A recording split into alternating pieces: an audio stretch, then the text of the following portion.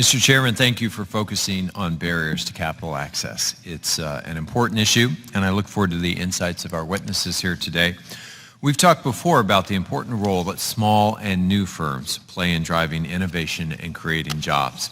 Yet the startup rate has been declining now for years, and new businesses increasingly are concentrated in the large urban counties, while rural communities are struggling to keep up. A big challenge for entrepreneurs in small towns and remote areas is getting access to capital to turn their idea into a business or to take their business to the next level. JEC Democrats recently released a comprehensive report, Investing in Rural America, that examines the economic challenges and opportunities as well facing rural communities. Two challenges jumped out. First, insufficient access to broadband leaves communities disconnected from economic opportunities and unable to reach customers around the globe.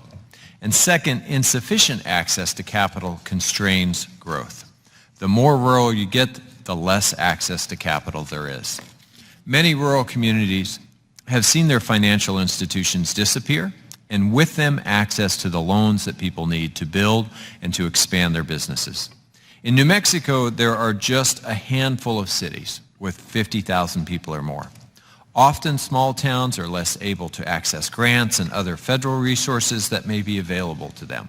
And smaller communities have fewer financial institutions, whether we're talking about banks, credit unions, community development, financial institutions, or nonprofits. Let's look at banks. From 2008 through 2016, 86 new banking deserts, areas where no banks exist within 10 miles, were created in rural communities.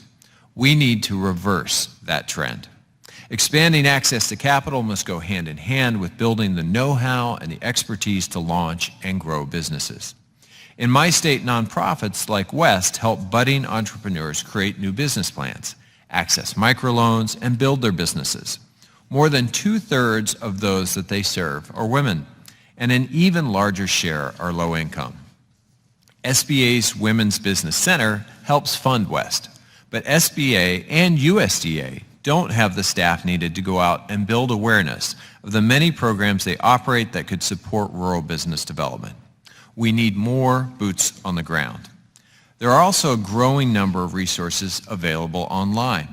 Online services allow consumers to continue to have relationships with financial institutions that no longer have a physical presence in a community. But the reality is, for this to be a viable option for rural and tribal communities, these communities need to be connected to broadband, and too often that's simply not the case. It's not just a shortage of banking options. Venture capital is also scarce in rural areas. More than 3/4 of venture capital goes to companies in New York, in Boston, in San Francisco, and Los Angeles.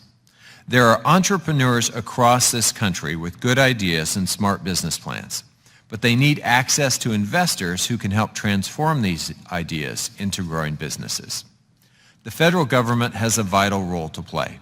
We need to support small business lending through proven programs at the SBA, USDA, and the CDFI fund.